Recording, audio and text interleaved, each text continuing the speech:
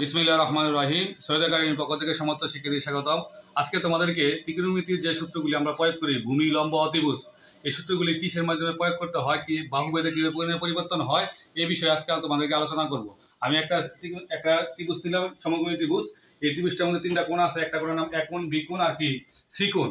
এখন আমরা যদি কোণের ধরি, একটা কোণকে আমরা থিতা ধরি, মনে করো আমরা সি কোণটা ধরলাম থিতা। সিকুণে যখন আমরা থিতা ধরবো তখন এই এসি বাহুটা হয়ে যাব অতিভুজ।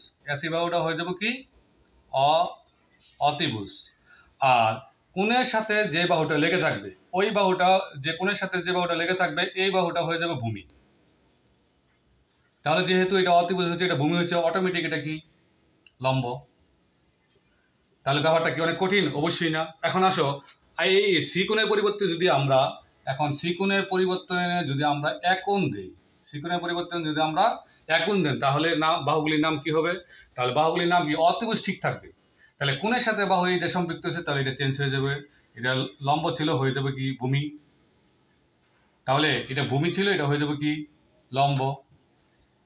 তাহলে ব্যাপারটা কি দাঁড়ালো? আজকে আমরা ব্যাপারটা কি শিখলাম, যে কোণের সাথে বাহুর পরিবর্তন। যখন আমরা কোণ ধরবো, একোণ ধরার কারণে এটা অতিভুজ হচ্ছে, ভূমি হলো আর কি লম্ব। যখন আমরা সিকোণ ধরছি, তখন এটা অতিভুজ ছিল, এটা ভূমি ছিল, এটা কি লম্ব। মানে কি কোণের সাপেক্ষে আমার অঙ্কগুলি মিলাতে হবে।